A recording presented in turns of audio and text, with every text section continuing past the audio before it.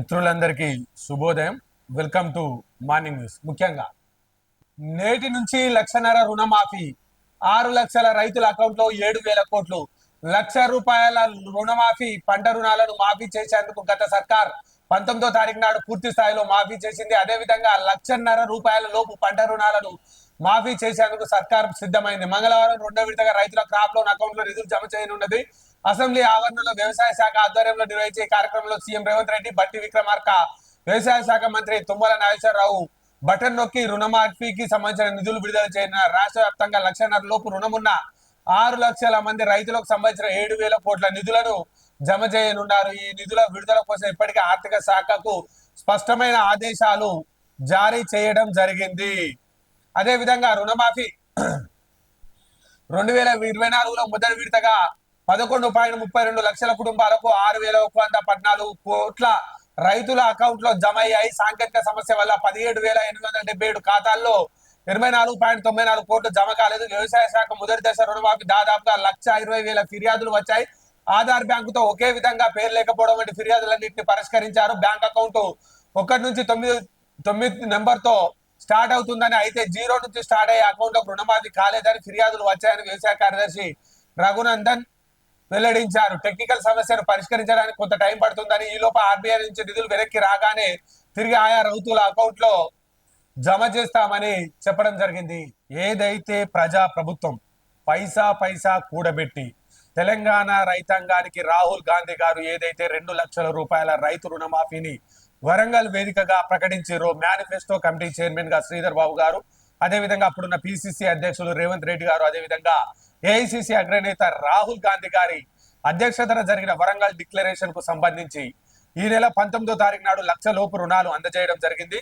దానికి సంబంధించి ఇంకొక 17,000 మందికి రుణాలు పూర్తి స్థాయిలో కాకపోవడానికి సంబంధించిన టెక్నికల్ అంశాలకు సంబంధించి 0 నుంచి స్టార్ట్ అయ్యే అకౌంట్ వాళ్లకు ఏదైతే పూర్తి స్థాయిలో అందలేదో దానికి సంబంధించి ఆర్బీఐ నుంచి నిధులు వెనుకకు రాకంగానే దాదాపుగా 90 కోట్ల రూపాయలు పెండింగ్ లో ఉన్నట్టుగా తెలుస్తుంది. అవి నిధులు వెనుకకు రాకంగా అది వాటి ప్రక్రియ కూడా పూర్తవుతుందని, అదేవిధంగా ఇచ్చిన మాట ప్రకారం ఈ నెల చివరి వరకు 1,50,000 రూపాయల రుణమాఫీని చేసి తీరుతామని చెప్పి దానికి సంబంధించి ఆర్థిక శాఖకు ఇప్పుడే దాదాపుగా 7,000 కోట్ల రూపాయలను బదిలీ చేయడం జరిగింది. అందుకు సంబంధించి దాదాపుగా 6.5 లక్షల మంది రైతుల అకౌంట్ లో ఇవాళ బడ్జెట్ కు సంబంధించి ఇవాళ ఆర్థిక శాఖ నుంచి క్లియరెన్స్ గా వెళ్ళినట్టుగా మనకు తెలుస్తా ఉంది. రైతు కళ్ళల్లో ఆనందం చూడని కోసమే కాంగ్రెస్ పార్టీ ప్రజా ప్రభుత్వం పనిచేస్తుంది అని చెప్పడానికి ఇది ఒక ఉదాహరణ అని చెప్పి సీఎం రేవంత్ రెడ్డి చెప్పడం జరిగింది. అదేవిధంగా పవర్ ప్రాజెక్ట్ లో 1,000 కోట్ల దీపిడి, ఎవరు దిగమించారో తెలుస్తాం.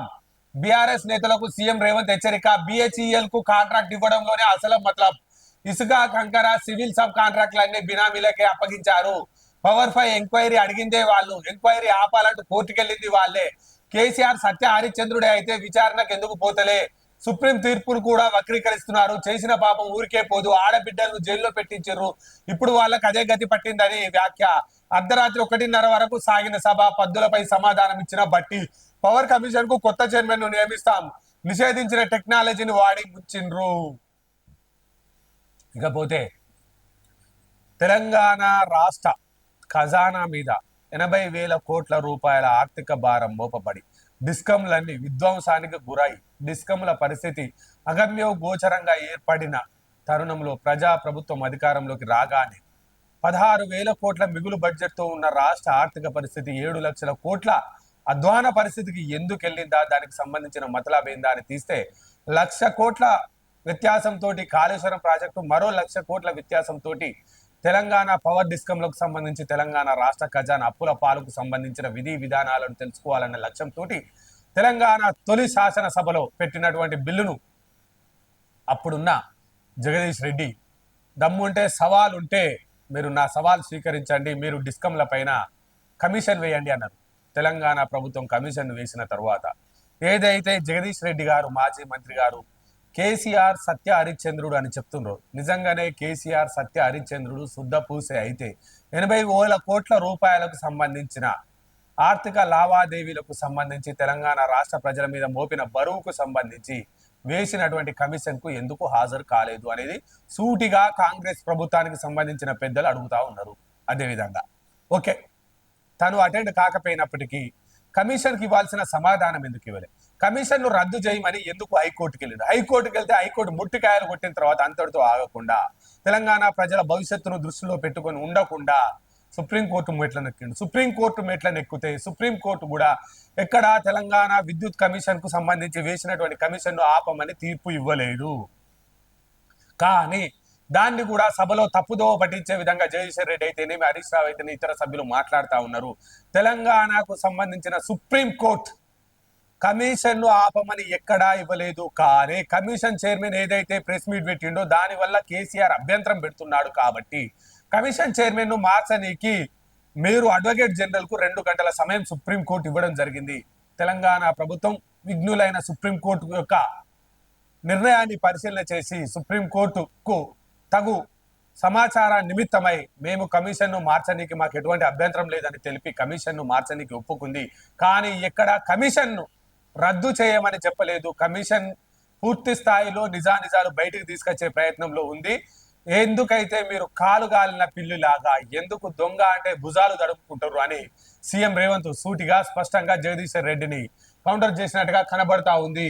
ఏం జరుగుతుందంటే సత్య హరిచంద్రుడే అయినప్పుడు కమిషన్ ముందుకు వచ్చి 80,000 కోట్ల ఆర్థిక లావాదేవీలకు సంబంధించి నిజాలు చెప్పాలా కానీ తప్పించుకునే ప్రయత్నం ఎందుకు చేస్తా ఉన్నాడని అసెంబ్లీ వేదికగా ప్రజాప్రభుత్వం క్వశ్చన్ చేసినట్టుగా తెలుస్తా ఉన్నది. ఇకపోతే లోక్సభలో ప్రతిపక్ష నేత దేశంలో ట్యాక్స్ టెర్రరిజం, మిడిల్ క్లాస్ ప్రజలకు వెన్నుపోటు పొడిచారు. అదానీ అంబానీకి సంపద దోచిపెడతా ఉన్నారు. 6 పద్మవ్యూహంలో దేశం చిక్కుకుంది. ఇప్పుడు పద్మవ్యూహంలో ఉన్నది అభిమన్యులు కాదు, అర్జున్లు. ఇక నుంచి నేను మాట్లాడుతుంటే మోదీ సభకే రారని కామెంట్స్. బడ్జెట్ లో మధ్యతరగతి ప్రజలకు కేంద్రం వెన్నుపోటు పొడిచిందని లోక్సభ ప్రతిపక్ష నేత రాహుల్ గాంధీ ఫైర్ అయ్యారు. ట్యాక్స్ టెర్రరిజం పేరుతో వ్యవస్థలు ఆగమవుతున్నాయని మండిపడ్డారు. పన్నుల పేరుతో ప్రజలను దోచుకుంటుందని విమర్శించారు. దేశం మొత్తం 6 బీజేపీ మోడల్ పద్మవ్యూహంలో చిక్కుకుందని అన్నారు. అందులో రైతులు, విద్యార్థులు, మధ్యతరగతి ప్రజలు, యువకులు, సమాజంలోని ఇతర వాళ్ళంతా చిక్కుకున్నారని తెలిపారు. ఏదైతే రాహుల్ గాంధీ గారు ఈ దేశం పద్మవ్యూహంలో చిక్కుకుంది, 6 చేతుల్లో దేశం ట్యాక్సుల పేరుతో, విద్వేషాల పేరుతో, విధ్వంసాల పేరుతో దేశ ప్రజలను అధోగతి పట్టిస్తుండ్రు అంటుర్రు. దానికి సంబంధించి ఆ 6 పద్మవ్యూహం ఏందో కథా కమా మిసు వైనాల్ రాజు న్యూస్ ఛానల్లో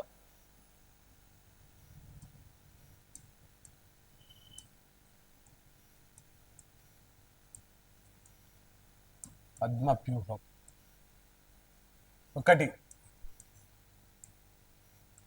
మోడీ, 2 అమిత్ షా, 3 అంబానీ, 4 అదానీ, 5 వచ్చేసరికి మోహన్ భగవత్ ఆర్ఎస్ఎస్ చీఫ్ మోహన్ భగవత్, 6 అజిత్ దోవల్.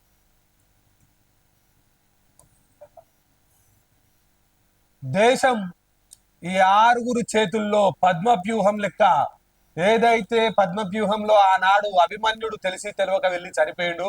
కానీ ఇప్పుడు ఎవరైతే తెలివి కల్ల వేదావులు, తెలివి కల్ల ప్రజలు ఉంటారో మధ్యతరగతి ప్రజలను పద్మవ్యూహం అనే చక్రంలో బంధించి ఓవైపు అంధభక్తి, మరోవైపు ఒత్తిడి, మరోవైపు దేశ ఆర్థిక పురోగమనాన్ని శాసించే వ్యక్తులు, మరోవైపు ఆర్ఎస్ఎస్ చీఫ్ ప్రజల్లో అపనమ్మకాన్ని కలిగించి దేశ భవిష్యత్తుకు ఆటంకం కలిగించడం, మరోవైపు బార్డర్ లో సైనిక విన్యాసాల పేరుతో బార్డర్ లో నిత్యం ఘర్షణ వాతావరణాన్ని కల్పించే విధంగా ఈ 6 పద్మవ్యూహం అనే ఒక చక్రబంధాన్ని కృత్రిమంగా భారతదేశం మీద కబంధ హస్తాలతోటి ఈ 6 దాడి చేస్తున్నారు అని చెప్పడం జరుగుతుంది. అదే విధంగా నిర్మలా మేడం ప్లీజ్ నవ్వే ముచ్చట కాదు, రైతు సంఘాలతో మాట్లాడేందుకు కేంద్రం సిద్ధంగా లేదని రాహుల్ మండిపడ్డారు. చిన్న పరిశ్రమలు ఏర్పాటు చేసే ఉద్దేశం, దేశానికి కీలక పాత్ర పోషిస్తున్న వారిని ట్యాక్స్ల పేరుతో ఇబ్బందులకు గురి చేస్తున్నారని, అర్ధరాత్రులు ఫోన్ చేసి సతాయిస్తున్నారని మండిపడ్డారు. దేశాభివృద్ధిలో 73% ప్రజలకు న్యాయం దొరకడం లేదని, తమ వంతు పాత్ర ఉందనేది 73% ప్రజలు తెలుసుకోవాలన్నారు. హల్వా దొరక్కపోయినా వారి కంట్రిబ్యూషన్ గురించి ఆలోచిస్తున్నారన్నారు. రాహుల్ కామెంట్ నిర్మలా సీతారామన్ నవ్వుకున్నారు. ఇది చూసిన రాహుల్, మేడం ప్లీజ్ ఇది నవ్వే ముచ్చట కాదు అని, మీరు అలా నవ్వద్దు, ఆలోచించాల్సిన విషయం, మీరు తీసుకునే నిర్ణయాలు దేశ భవిష్యత్తును నిర్ణయిస్తాయని, పద్మవ్యూహంలో ఉన్నది సాధారణ ప్రజలు, యువకులని బీజేపీ వాళ్ళు అనుకుంటున్నారు, కానీ అక్కడ ఉన్నది అభిమన్యులు కాదు అర్జునులు. మీ పద్మవ్యూహాన్ని ఛేదిస్తారు. ఇందులో ఇండియా కూడా మొదటి అడుగు వేసింది. మీ ప్రధానమంత్రి కాన్ఫిడెన్స్ ను విరిచేసింది. అందుకే మోడీ సభకు రావడం లేదు. ఇప్పుడు చెప్తున్నా, మీరంతా వినండి. నేను మాట్లాడుతున్నప్పుడు మోడీ సభకే రారు అని చెప్పి రాహుల్ గాంధీ గారు ఏదైతే నిర్మలా సీతారామన్ గారిని ఉద్దేశించి చెప్పడం జరిగింది. ఏ మతాన్ని కించపరచడం లేదు, సేవ చేసే వాళ్ళు ఎవరు ఆపలేరని రాహుల్ గాంధీ అన్నారు. గురుద్వారాలో లంగర్ నుంచి ఎవరిని బయటికి బలవంతంగా పంపించరు, మసీదు నుంచి ఎవరిని గెంటేయరు, ఎవరైనా మసీద్ కు చర్చికి వెళ్ళొచ్చు, ఎవరిని ఆపరు. బీజేపీ వాళ్ళ చక్రవ్యూహంలో మాత్రం 6 ఉన్నారు. వీళ్ళే దేశాన్ని కంట్రోల్ చేస్తున్నారు. పద్మవ్యూహాన్ని బద్దలు కొట్టినప్పుడే దేశంలో ప్రజాస్వామ్యం గెలుస్తుంది. హిందూ సమాజం గురించి మీకు ఏమీ తెలియదు. నేను ఏ మతాన్ని కించపించలేదు, నేను చచ్చిపోయే వరకు ఎవరిని కించపించను అన్నారు. కాగా రాహుల్ ప్రసంగిస్తున్న టైంలో బీజేపీ ఎంపీలు అభ్యంతరకరం వ్యక్తం చేశారు. ప్రసంగాన్ని అడ్డుకునేందుకు ప్రయత్నించారు. స్పీకర్ ఓం బిర్లా కలగజేసుకొని ఒకరు ప్రసంగిస్తున్నప్పుడు అడ్డు తగలడం సబబు కాదని, సభా మర్యాదలు పాటించాలని తెలిపారు.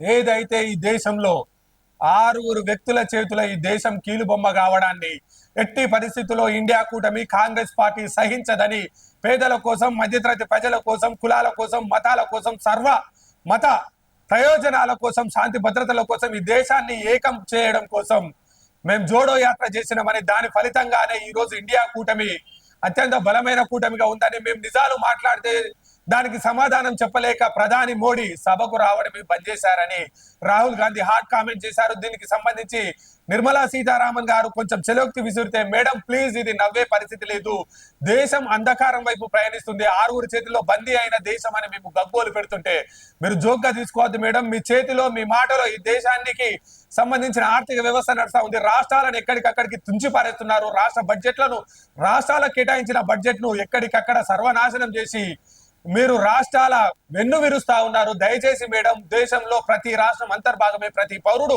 దేశ పౌరుడే. మీరు 6 పద్మవ్యూహం కోసం పనిచేయకండి, 150 కోట్ల జనాల కోసం పనిచేయండి అని చెప్పి లోక్సభలో రాహుల్ గాంధీ గారు విద్వేగభరితమైన ప్రసంగాన్ని ప్రసంగించడం జరిగింది. నిన్న మనం ఏదైతే బీహార్ క్యాడర్ కు చెందినటువంటి ఐఏఎస్ కు చెందిన సోమేష్ కుమార్ తెలంగాణ రాష్ట్ర చీఫ్ సెక్రటరీగా పనిచేసిన కాలంలో 50 ఎకరాలకు సంబంధించి భూ కేంద్రంలో, భూ కుంభకోణంలో ప్రధాన పాత్రగా ఉండి తన సతీమణి పేరు మీద 50 ఎకరాలు రిజిస్ట్రేషన్ చేసుకున్నాడు. దానిపై ఒక ఎఫ్ఐఆర్ ఉండగా కూడా మళ్ళా ఏదైతే కమర్షియల్ ట్యాక్స్ కు సంబంధించి ఒక విధానాన్ని తీసుకొచ్చి రాష్ట్ర ప్రయోజనాల కోసం ఏర్పాటు చేయబడ్డటువంటి కమర్షియల్ ట్యాక్స్ కు సంబంధించిన ప్రతి పైసా సోమేష్ కుమార్ బినామీ అకౌంట్ లోకి వెళ్ళిందని మనం నిన్న చెప్పినము. ఏదైతే 1000 కోట్ల భారీ కుంభకోణానికి సంబంధించి ఏఫైగా ఉన్నటువంటి సోమేష్ కుమార్ పై ఎఫ్ఐఆర్ చేయడం జరిగిందన్నామో, దానికి సంబంధించి మాజీ సిఐ సోమేష్ కు బిగుస్తున్న ఉచ్చు.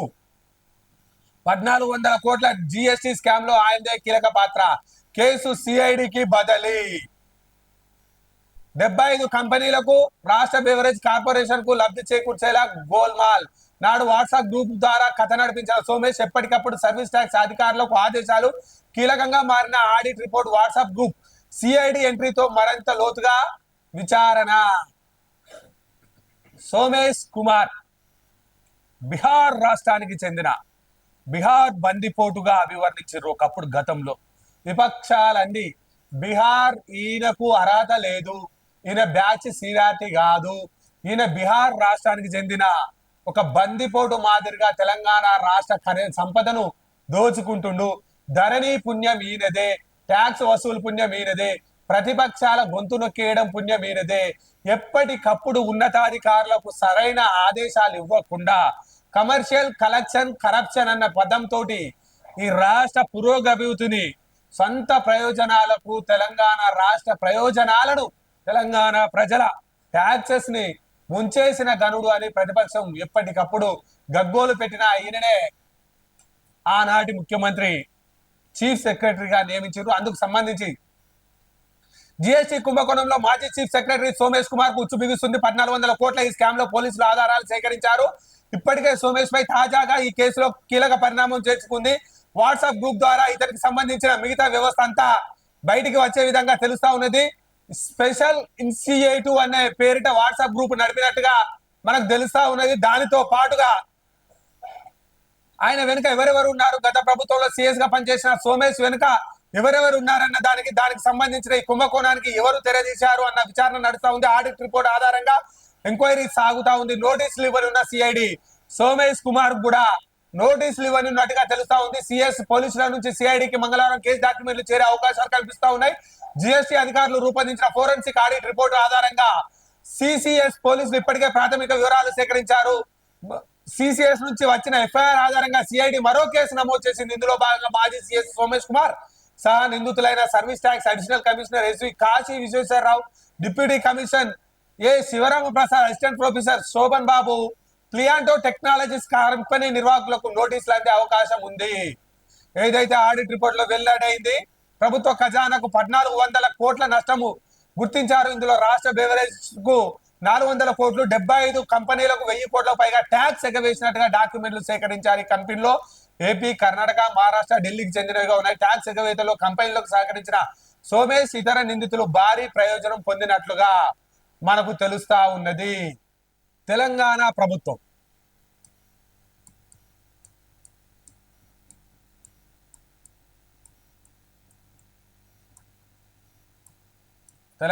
ప్రజా ప్రభుత్వం సంపదకు సంబంధించి ఈ సంపద ఇక్కడ ఒక ప్లాట్ఫామ్ పెట్టుకొని రజత్ కుమార్, సోమేష్ కుమార్, ఇకపోతే మిగతా ఐఏఎస్, బీహార్కు సంబంధించిన ఐఏఎస్ ఇక్కడ క్యాపిటల్ పెట్టుకొని ఇక్కడ సీఎం కుర్చీ పెట్టుకొని సంపద అంతా బీహార్ క్యాడర్కు చెందిన, ఏదైతే బీహార్ రాష్ట్రానికి చెందిన ఐఏఎస్ల చేతిలో తెలంగాణ బందీ కాబట్టిది. తెలంగాణ తల్లి గడిచిన 10 సంవత్సరాల విధ్వంసాల కాలంలో బీహార్ రాష్ట్రానికి చెందిన ఐఏఎస్ల చేతుల మూగపోయింది. తెలంగాణ సంపద అంతా బీహార్కు సంబంధించిన ఐఏఎస్ల కాలంలోకి వెళ్ళిపోయింది అని 10 సంవత్సరాలు నెత్తి నోరు అంతా కొట్టుకుంటా వినలే. ఇప్పుడు దానికి సంబంధించిన పూర్తి వివరాలు బయటకు కక్కే ప్రయత్నం జరుగుతూ ఉన్నది. తెలంగాణ రాష్ట్రానికి సంబంధించిన ఐఏఎస్ క్యాడర్లు ఎంతో తెలివి కళ్ళ క్యాడర్లు, సీనియారిటీ ఉన్న క్యాడర్లకు కాదని బీహార్ రాష్ట్రానికి సంబంధించిన క్యాడర్కే పెద్ద స్థాయిలో ఉన్నతమైన శాఖలను అప్పచెప్పి తెలంగాణ సంపదను కొల్లగొట్టిరు. దానికి సంబంధించిన ఆధారాలు ఒక్కొక్కటిగా ప్రజాప్రభుత్వం తీసుకొస్తా ఉన్నది. పిసిసి చీఫ్ ఎంపిక, సీఎం విదేశీ పర్యటన ముగిశాక ప్రకటించే ఛాన్స్. ఎంపీ బలరాం నాయక్ పేరు దాదాపుగా ఖరారు. ఒక్కో సామాజిక వర్గం నుంచి వర్కింగ్ ప్రెసిడెంట్లు. పిసిసి చీఫ్ ని ఎంపిక తుది దశకు చేరుకున్నట్టుగా కాంగ్రెస్ నేతలు చెప్తున్నారు. వచ్చే నెల 2వ తేదీన సీఎం విదేశీ పర్యటనకు వెళ్లి 14వ తేదీన తిరిగి రానున్నారు. సీఎం వచ్చిన తర్వాతే పిసిసి చీఫ్ ను ప్రకటిస్తారని కాంగ్రెస్ వర్గాలు చెప్తున్నాయి. పిసిసి చీఫ్ పదవికి మహిబాద్ ఎంపీ బలరాం నాయక్ పేరు దాదాపుగా ఖరారైనట్టు తెలుస్తుంది. కేబినెట్ లో లంబాడా సామాజిక వర్గం నుంచి మంత్రి లేకపోవడం, ఈ ఈక్వేషన్లు చూసి లంబాడా సామాజిక వర్గానికి చెందిన బలరాం నాయక్ పేరును ఎంపిక చేస్తున్నట్టుగా తెలుస్తుంది. పిసిసి వర్కింగ్ ప్రెసిడెంట్ లో ఒక్కొక్క సామాజిక వర్గం నుంచి ఒక్కొక్కరికి అవకాశం ఇవ్వనున్నారు. మైనార్టీ వర్గం నుంచి ఫిరోజ్ ఖాన్, మాదిక వర్గం నుంచి సంపత్ కుమార్, బీసీ కుర్మ సామాజిక వర్గం నుంచి గద్వాల జడ్పీ మాజీ చైర్పర్సన్ సరితా తిరుపతయ్య యాదవ్, రెడ్డి సామాజిక వర్గం నుంచి చామల కిరణ్ కుమార్ రెడ్డికి అవకాశం ఇవ్వనున్నట్టుగా పార్టీ నేతలు చెప్తున్నారు.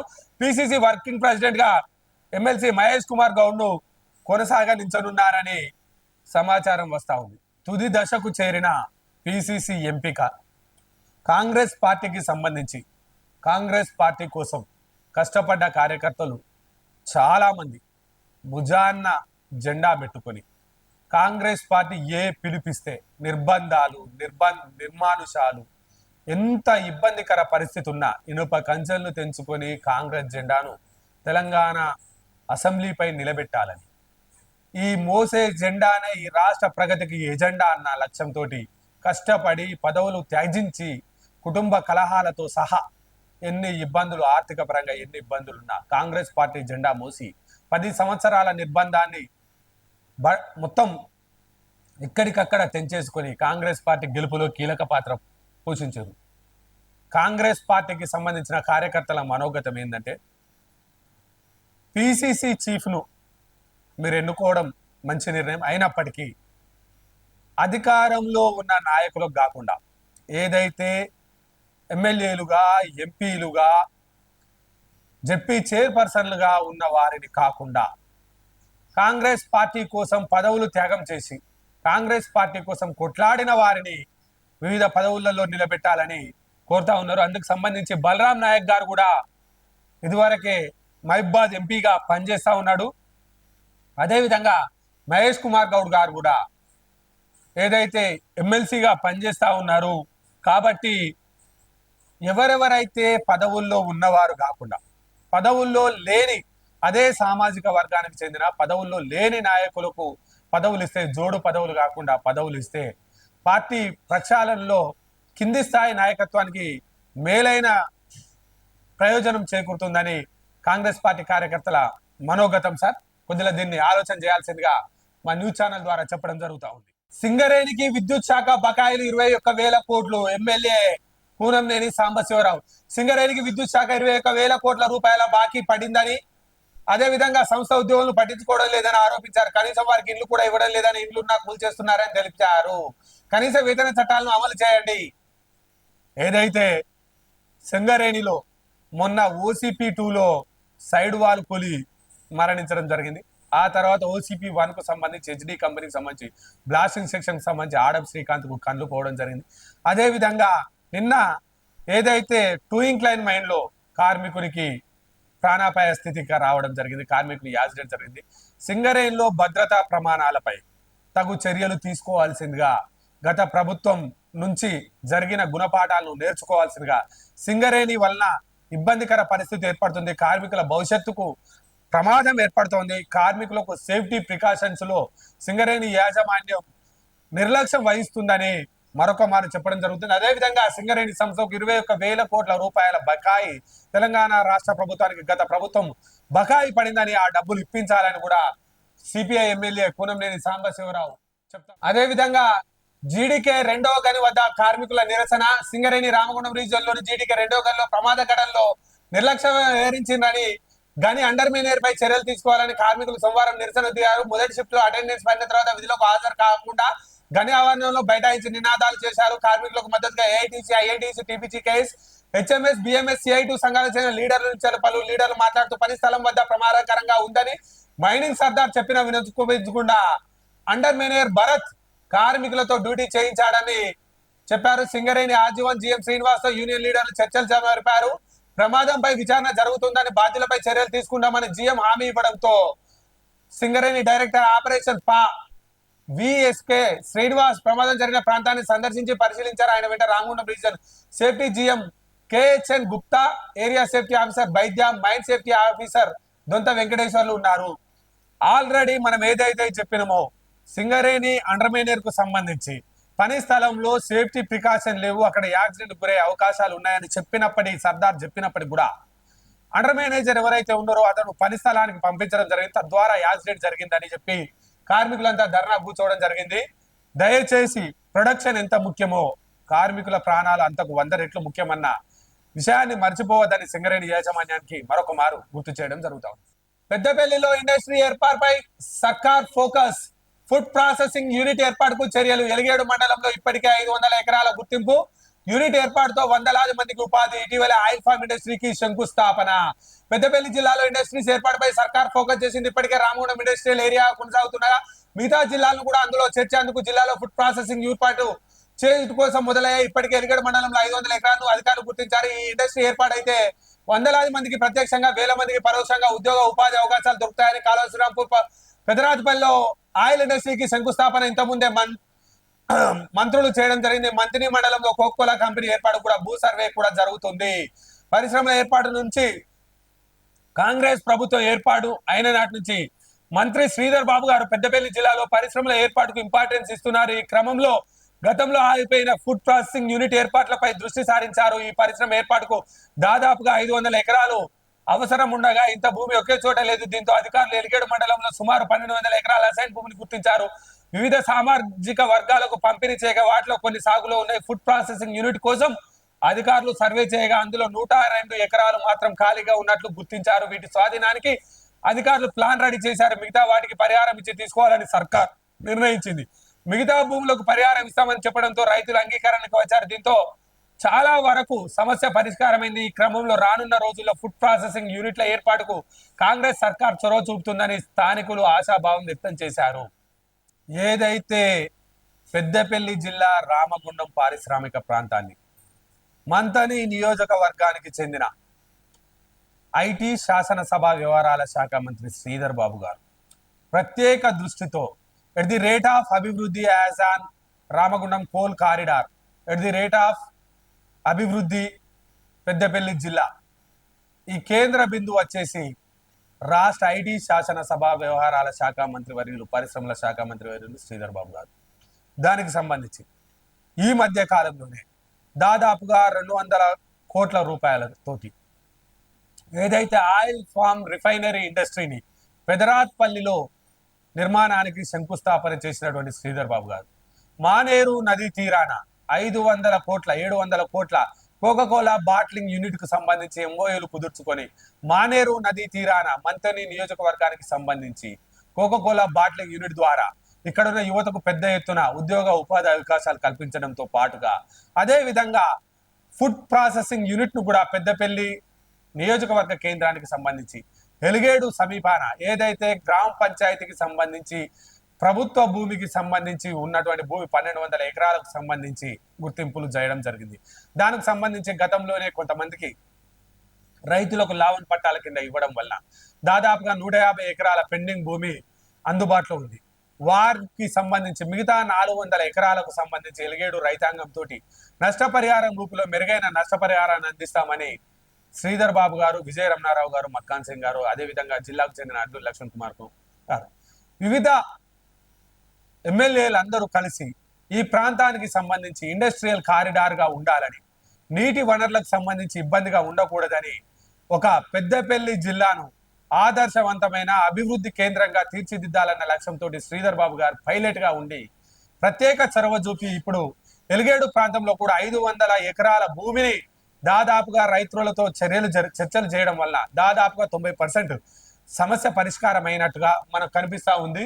ఒకవేళ నిజంగానే ఎలిగేడు ప్రాంతానికి సంబంధించి వీలైన తొందరగా ఫుడ్ ప్రాసెసింగ్ యూనిట్ వచ్చినట్టయితే ఎలిగేడులో ఫుడ్ ప్రాసెసింగ్ యూనిట్, పెద్దరాతిపల్లిలో oil palm industry, Manthani Maneru ప్రాంతానికి సంబంధించి కోకాకోలా బాట్లింగ్ యూనిట్, అదే విధంగా పెద్దపల్లి, రామగుండం, మంతని ప్రాంతాలకు సంబంధించి ధర్మారం ప్రాంతానికి సంబంధించి ధర్మపురి నియోజకవర్గానికి ప్రాంతానికి సంబంధించి పత్తిపాక రిజర్వాయర్, అదే విధంగా పెద్ద ఎత్తున నిధులు, అభివృద్ధి ఫలాలు కేంద్ర ప్రభుత్వం కనుసన్నల్లో ఏ మాత్రం సంబంధం లేకుండా రాష్ట్ర ప్రభుత్వానికి సంబంధించిన పరిశ్రమల శాఖ మంత్రి వర్యులు ఎవరు ఎక్కడ ఏ అభివృద్ధి పనులకు శ్రీకారం చుట్టాలన్నా పెద్దపల్లి జిల్లాను ముందు వరుసలో నిలబెట్టి ఉమ్మడి పెద్దపల్లి జిల్లాకు సంబంధించి ఈ ప్రాంత రైతాంగానికి, ఈ ప్రాంత నిరుద్యోగ యువతకు ఒక రోల్ మోడల్ గా చూసి ఈ ప్రాంతంలో నిరుద్యోగ సమస్యను రూపుమాపే విధంగా పనిచేస్తున్నటువంటి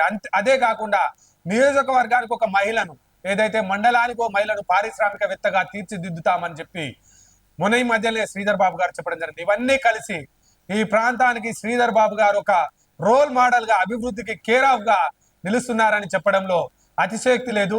ఒకవేళ ఇవన్నీ జరిగినట్లయితే రానున్న రోజుల్లో పెద్దపల్లి జిల్లా వ్యాప్తంగా పెద్దపల్లి జిల్లా ప్రజలు అభివృద్ధిలో ముందు వరుసలో ఉంటారని చెప్పడంలో ఎటువంటి అతిశయోక్తి లేదు. లోకల్ న్యూస్ కి స్వాగతం. ముఖ్యాంశాలు ఓకే. పుట్టినరోజు సందర్భంగా సింగరేణి భవన్ లో మొక్కను నాటిన సిఎండ్ఎండి. పర్యావరణ పరిరక్షణలో భాగంగా రాష్ట్ర ప్రభుత్వం చేపట్టిన వన మహోత్సవం కార్యక్రమంలో అందరూ ఉత్సాహంగా పాల్పంచుకోవాలని సంస్థ సిఎండ్ఎండి బలరాం నాయక్ పిలుపునిచ్చారు. సోమవారం తన పుట్టినరోజును సంస్కరించుకొని సింగరేణి భవన్ లో ఆయన మొక్కను నాటారు. ఈ సందర్భంగా మాట్లాడుతూ ఉద్యోగులు కూడా తమ వంతు బాధ్యతగా ఉండాలని వారు కోరడం జరిగింది. అదే విధంగా సార్ మీకు పుట్టినరోజు శుభాకాంక్షలు, కానీ ఒక చిన్న సమస్య ఉన్నది సార్. మీరు ఏ విధంగానైతే మొక్కను నాటి పరిశుభ్రంగా ఉండాలని ఆలోచన చేస్తా ఉన్నారు, పోతనా కాలనీకి సంబంధించి ఎడిటింగ్ లైన్ కాలనీ పరిసర ప్రాంతంలో ఉన్నటువంటి పోతన కాలనీ కార్మికుల క్వార్టర్స్ కు సంబంధించి వారి పరిస్థితి అత్యంత దయనీయంగా మారింది సార్. అందుకు సంబంధించిన విజువల్స్ ను మీరు చూడాల్సిందిగా కోరుతా ఉన్నాం. దానికి సంబంధించిన విజువల్ ను చూడండి సార్. మీరు పోతన కాలనీలో పరిస్థితి ఏ విధంగా ఉందంటే ఈ విధంగా వర్షం పడితే పోతన కాలనీకి సంబంధించిన మొత్తం నీళ్లు పెట్టుకొని క్వార్టర్లలో క్యాన్లు పెట్టుకొని ఆ నీళ్లను ఒడిసి పట్టుకునే ప్రయత్నం చేస్తా ఉన్నారు సార్. ఎక్కడికక్కడ కూలిపోతుందన్న పరిస్థితి ఉంది. పోతన కాలనీని బాగు చేయాల్సిన బాధ్యత RG2 GM గారిపై ఉంది. RG2 GM గారు తక్షణం స్పందించి, CNMD గారు తక్షణం స్పందించి మీ పుట్టినరోజు కానుకగా పోతన కాలనీని పూర్తి స్థాయిలో మీరు రిపేర్లు రెనోవేషన్ చేయవలసిందిగా కోరుతా ఉన్నాం సార్. పోతన కాలనీ పరిస్థితి ఈ విధంగా తయారైంది. సింగరేణి కార్మికుల పరిస్థితికి వచ్చేసరికి ఇబ్బందికర పరిస్థితి ఉంది సార్. దయచేసి మీరు దీనిపై దృష్టి పెట్టాలని. ఏదైతే నిన్న ఓదెల మండలానికి సంబంధించి శివాలయంలో ఏదైతే సోమవారం రోజు శివాలయం ఓదెల గ్రామానికి సంబంధించిన శివాలయం నాగాలమ్మ దేవతకు సంబంధించి నిజంగానే అక్కడ ఒక నాగుపాము ఆ దేవుని విగ్రహం మీద ఆడడం జరిగింది. దానికి సంబంధించిన విజువల్స్ ను మనం చూడొచ్చును.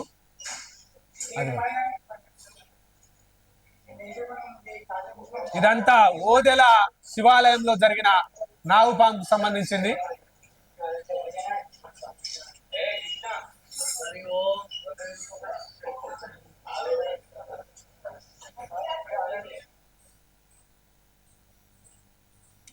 ఇకపోతే గుండారం గ్రామ పంచాయతీ కమాన్పూర్ మండలానికి సంబంధించిన గుండారం గ్రామ పంచాయతీకి సంబంధించి అక్కడున్న స్పెషల్ ఆఫీసర్ గా ఉన్నటువంటి కోటేశ్వర్ గారు, అదే విధంగా సెక్రటరీగా ఉన్నటువంటి నరేష్, అదే విధంగా అక్కడ పనిచేసినటువంటి ఎవరైతే చదువు చెప్పిన ఉపాధ్యాయులు బదిలీపై వెళ్లడంతో వారికి సంబంధించి వారిని సన్మానం చేయడం జరిగింది.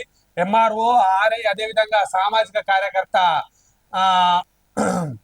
జబ్బర్ ఖాన్, అదే విధంగా గుర్రాల చంద్రమౌళి, అక్కడున్న మాజీ సర్పంచ్ ఆకుల ఓదేలు, ఈ విధంగా వాళ్ళందరూ గుండారానికి సంబంధించిన వారిని చేయడం జరిగింది. గ్రామ పంచాయతీ మాజీ పాలకులకు మెమెంటోలు అందజేత. గత గ్రామ పంచాయతీ పాలకులకు గుండారం ప్రజల ఆధ్వర్యంలో మెమెంటోలను తహసీల్దార్ ఆరిపొద్దేని, డిప్యూటీ తహసీల్దార్ కోటేశ్వర్ల చేతుల మీదుగా అందజేశారు. గత 5 సంవత్సరాల పాలనలో ప్రజలకు చేసిన సేవలు తాజా సర్పంచ్ ఆకుల ఓదేలు, మాజీ ఉప సర్పంచ్ రాచకొండ చంద్రమౌళి, వార్డు సభ్యులు దండే మహేశ్వరి, మనమ్మ, జంగిల్ అంజన్న, ఆకుల బాబూజీ, గోస్కుల సమ్మక్క, అదే విధంగా వారితో పాటు హర్షయ్య, సుంకు మల్లేష్, విజయలక్ష్మి తదితరులకు మెమెంటోలు అందించి చేయడం జరిగింది.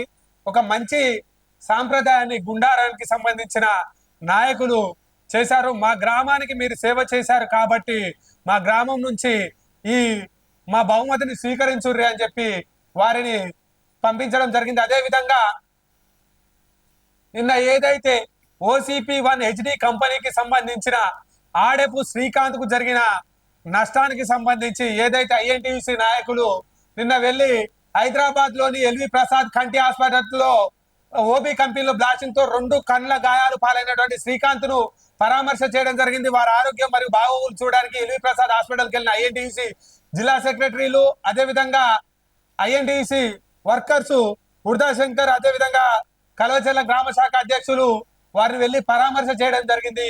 ఆడెపు శ్రీకాంత్ ఇప్పుడిప్పుడే కోలుకోవడం జరుగుతా ఉన్నట్టుగా మనకు తెలుస్తా ఉంది. వీరికి ఆడెపు శ్రీకాంత్ కు పూర్తి స్థాయిలో న్యాయం జరిగే వరకు మనం అండగా ఉంటామని గతంలోనే తెలియజేయడం జరిగింది. అదే విధంగా ఇకపోతే మార్నింగ్ న్యూస్ కు ముగింపు. కృతజ్ఞతలు.